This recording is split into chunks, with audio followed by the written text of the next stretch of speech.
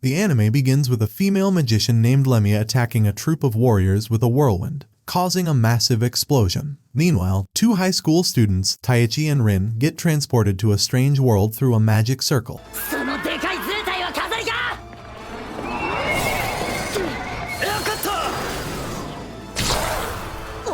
They encounter three adventurers, Requelta, Magilla, and Balda, who save them from an attack by an obsidian horse. The adventurers take Taichi and Rin to Aspire City, and they decide to become adventurers themselves. They visit the Adventurers Guild to register, but they need magic energy to do so. When Taichi touches the crystal ball, it cracks, causing concern among the guild leaders.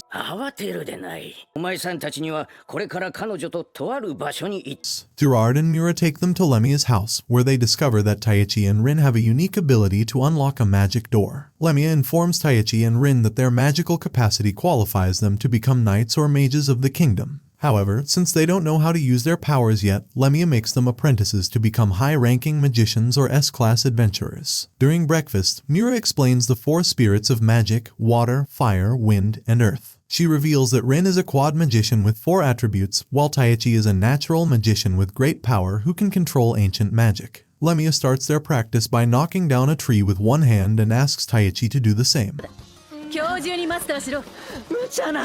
Rin trains with Mura to create fire, and when she concentrates, she emits blue flames. Mura believes their great strength could threaten the region if people knew about it, so she insists on training them to master their powers in 3 weeks.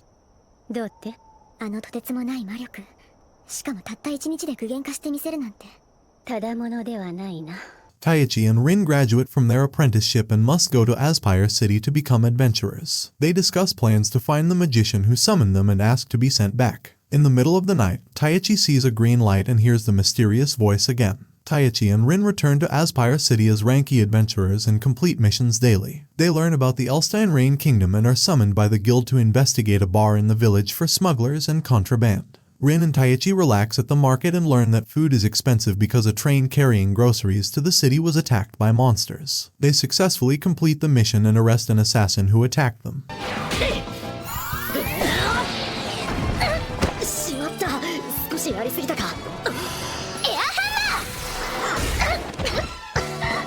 Mura asks them to join her group, and they start a journey to guard a fruit garden in Malilla village. They encounter ogres and orcs in the garden, and Rin suspects someone has orchestrated the attack.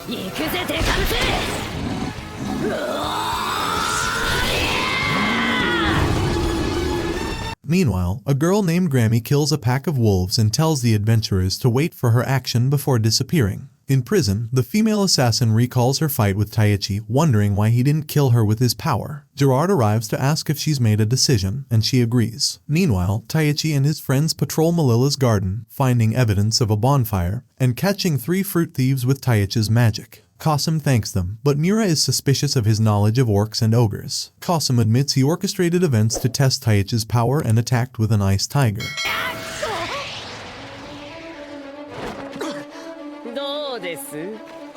Taichi struggles to defeat it while Mura and Rin fight Grammy. Taichi is injured, and Qasim threatens to take Mura and Rin hostage. Taichi gains power and defeats the red element, causing Qasim and Grammy to escape while Taichi faints.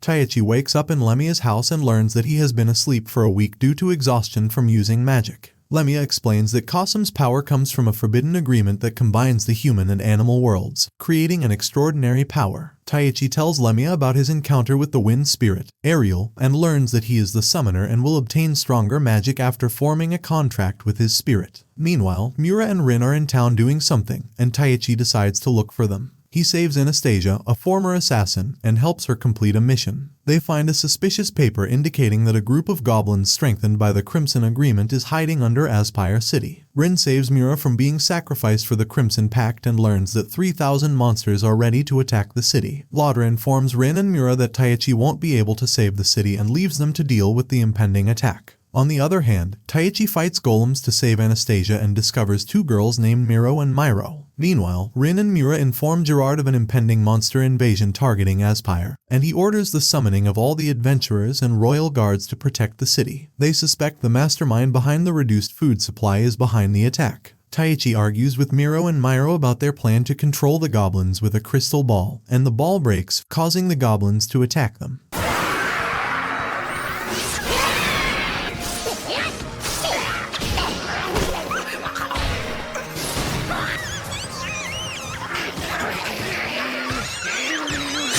Rin leads the defensive Aspire against the first wave of monsters using her magic, while the guards prepare for the second attack. Gerard receives news of monsters, with the Crimson Treaty preparing to attack. Taichi, Anastasia, and 2 earthen magician daughters join the battle. Rin, Mura, and Lemia combine their magic to finish off the enemy.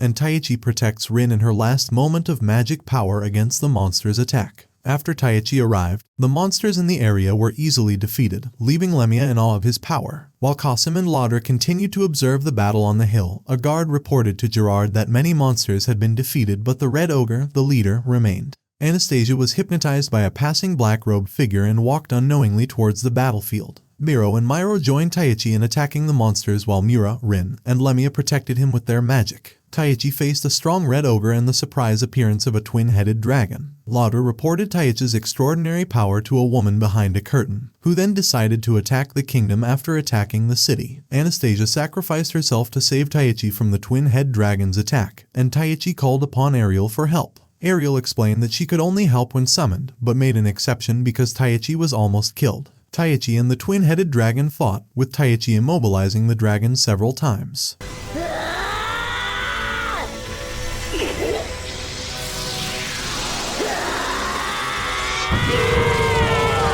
The dragon revealed that its appearance was an order from someone who wanted to fight Taichi, and before leaving, it warned Taichi to be strong if he wanted to protect something precious. After the battle in Aspire City, Taichi, Rin, Lemia, and Mura gathered and summoned Ariel. They were approached by Princess Arsena Norman, who was sent by King Gilmar to borrow their powers to deal with the rebellion in the kingdom of Elstein. Taichi and his friends agreed to visit Wenifix's capital with Arsena, where they learned about the kingdom's worrying state due to the feud between King Gilmar and his younger brother, Duke Dordesheim. Taichi and Rin were then summoned to the kingdom and met with King Gilmar, who admitted summoning them to deal with the rebellion. Taichi was upset with the king's actions, as it meant losing his normal life. General Smyra of the Supreme Army appeared and challenged Taichi to a fight to test his strength, which he ultimately won.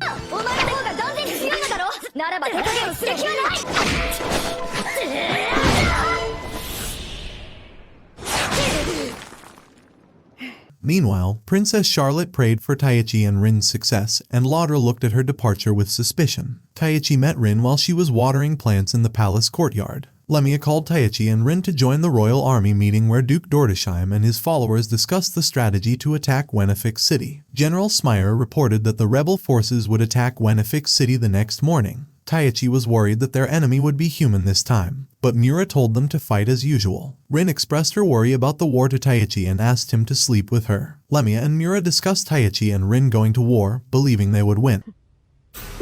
An intruder entered Rin and Taichi's room and attacked Rin, but Taichi caught him and beat him up.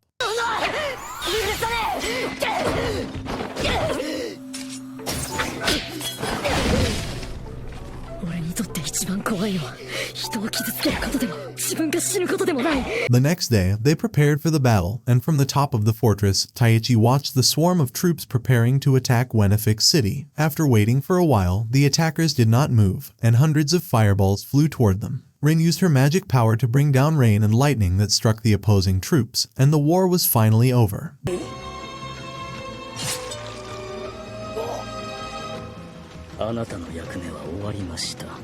The next day, the palace was peaceful and Rin woke up Taichi. Taichi was mesmerized by Rin's beauty and they had breakfast with Lemia, who informed them that King Gilmar was calling for them. At the palace, King Gilmar thanked them and Princess Charlotte presented them with a gift, which they were free to choose. Taichi and his friends then chose their gifts and decided to test their strength in a battle against General Smyra in the arena. Taichi and Qasim prepared to fight, but Qasim revealed a red object that gave him equal strength to Taichi. However, after Taichi defeated Qasim, a black shadow figure appeared from the red object and attacked him. With Ariel's help, Taichi managed to make the figure leave, and his power returned. Meanwhile, a commotion broke out in the city and residents called for rebel forces to declare war. In a room, Shade told Laudra about the battle, and Laudra was surprised to discover that she had predicted what would happen. The troops were ready, and Rin and Taichi promised to protect each other until they won the battle. Duke Dordesheim and Animecaps stand on the top of a hill and discuss their chances of winning the battle against King Gulmar's army. Animecaps assures Duke Dordesheim of victory, but Dordesheim is worried about Taichi's strength. Animecaps reveals he has a special plan. The battle begins, and Lemia uses her new ring to destroy the enemy troops easily. Taichi and Ariel infiltrate the enemy base, while elsewhere, Rin faces off against Suzora and Mura fights Marchis. This follows challenges Lemia, but his attack is frozen by barrier magic. Taichi offers peace to Duke Dordesheim, who refuses. Animecaps is enveloped in a sinister black aura, and the soldiers who died outside the tent are resurrected. Suzora's magic causes the zombie warriors to attack, and Animecaps reveals he had planned the war from the start. It turned out that several hundred years ago, during the Bloody Rhapsody battle between the Galgian Empire and the Holy Scatolith Empire, the troops lost control and killed everyone in their path, leading to the loss of 700 lives. Meanwhile, on the battlefield, an army of zombies surrounded them. Lemia explained that the troops were controlled by mind control magic, and as long as the source of the black magic power was not destroyed, the zombie army would continue to attack. Taichi, feeling responsible for his friends who fought on the battlefield, released his power to end the war, but Ariel stopped time, revealing that her current form was fake, and that if she lent her true power, it could kill him. Taichi breaks the black magic seal with his elemental sylphid summoning magic, and Lemia is amazed at his power, calling it the birth moment of a true magician. Animecaps, the person who used the black magic, turned into a bat monster, and Taichi was chasing him to find out his purpose and who he was serving. Taichi learned that he was chosen to be the strongest weapon for Animecaps' master, who would rule the world and bring about a great war that would shake the world. Taichi refused to be his weapon and only wanted to protect his precious friends.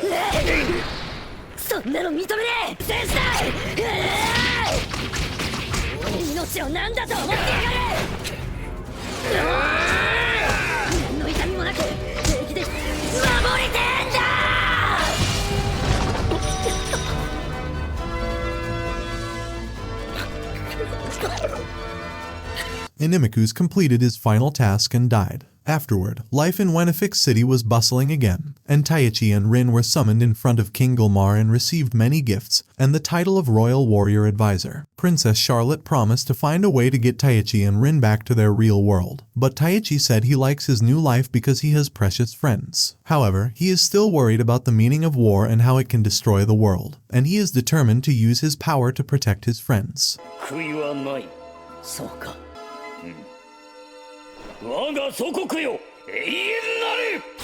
Click that subscribe and we're out.